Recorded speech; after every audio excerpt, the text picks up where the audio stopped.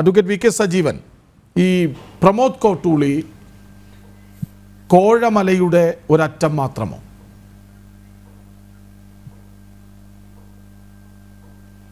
അല്ല, തീർച്ചയായിട്ടും അദ്ദേഹം ആത്മവിശ്വാസത്തോടു കൂടിയാണല്ലോ ചോദിക്കുന്നത്. ഞാൻ ചെയ്ത തെറ്റെന്താണ്? അതിനിതുവരെ പാർട്ടിക്ക് പൊതുജന മധ്യത്തിൽ ഒരു മറുപടി കൊടുക്കാൻ വേണ്ടി സാധിച്ചിട്ടില്ല. മാത്രമല്ല, അദ്ദേഹം രണ്ടാമത് ചോദിക്കുന്നു, ആരാണ് കോഴ മേടിച്ചത്, ആർക്കാണ് ശ്രീജിത്ത് കോഴ കൊടുത്തത്? ഇതിനെ സംബന്ധിച്ച് കൃത്യമായിട്ടുള്ള ഉത്തരം പാർട്ടിക്ക് നൽകാൻ കഴിയാത്തിടത്തോളം നേരത്തെ ഇവിടെ നമ്മൾ ചർച്ച ചെയ്ത എല്ലാ വിഷയങ്ങളും സത്യമാണ്. അതായത് മന്ത്രിസഭയിൽ ഈ തീരുമാനം എടുപ്പിക്കാൻ വേണ്ടി സാധിക്കുന്ന ആർക്കോ പണം കൊടുത്തിട്ടുണ്ട്. ഇവരത്ര വിഡ്ഢികളൊന്നുമല്ല, അവരറിയപ്പെടുന്ന ബിസിനസ്സുകാരാണ്, ഡോക്ടർ ദമ്പതിമാരാണ്.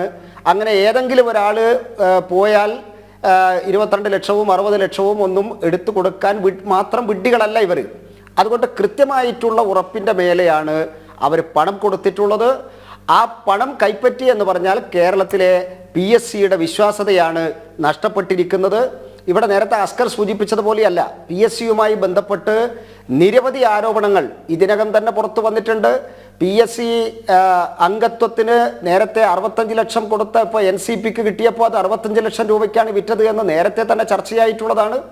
അവരുടെ ശമ്പളത്തെക്കുറിച്ച്, പെൻഷനെക്കുറിച്ച്, റീഇംബേഴ്സിനെ കുറിച്ചൊക്കെ നമ്മൾ ചർച്ച ചെയ്തിട്ടുള്ള വിഷയമാണ്. സഖ്യകക്ഷികളെ സംബന്ധിച്ചിടത്തോളം, അതായത് ഒരു മുന്നണിയിലെ ഘടകകക്ഷികളെ സംബന്ധിച്ചിടത്തോളം മന്ത്രിസഭയിൽ അംഗത്വം കിട്ടിയിട്ടില്ലെങ്കിലും PSC അംഗത്വം കിട്ടിയാൽ മതി എന്നൊക്കെ പറയുന്ന തരത്തിലേക്ക് കേരളത്തിൽ ഈ ചർച്ച വന്നിട്ടുണ്ട് എന്നുള്ളതൊരു യാഥാർത്ഥ്യമാണ്. അതുകൊണ്ട് ഇതിൻ്റെ നാണക്കേടിൽ നിന്ന് CPM രക്ഷപ്പെടാനാണ് ഈ കഥകൾ മെനയുന്നത്.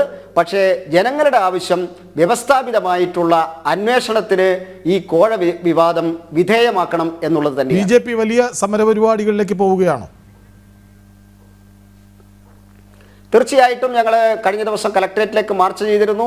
ഈ കേരളത്തിലുടനീളം എല്ലാ കളക്ടറേറ്റിലേക്കും മാർച്ച് നടത്തിയിട്ടുണ്ട്. കോഴിക്കോട് ജില്ലയിൽ ഞങ്ങൾ ഇന്നു മുതൽ അതിൻ്റെ ജനകീയ വിചാരണകൾ കൂടി, കാരണം ജനങ്ങൾ 50 ലക്ഷത്തോളം വരുന്ന യുവതി യുവാക്കൾ വളരെ പ്രതീക്ഷയോടുകൂടി നോക്കിക്കാണുന്ന ഒരു ഭരണഘടനാ സ്ഥാപനത്തിൻ്റെ വിശ്വാസ്യതയാണ് ഇവർ നശിപ്പിച്ചിട്ടുള്ളത്. അതുകൊണ്ട് ജനങ്ങളുടെ ഇടയിലേക്കും കൂടെ ജനകീയ വിചാരണയുമായി BJP കടക്കുകയാണ്.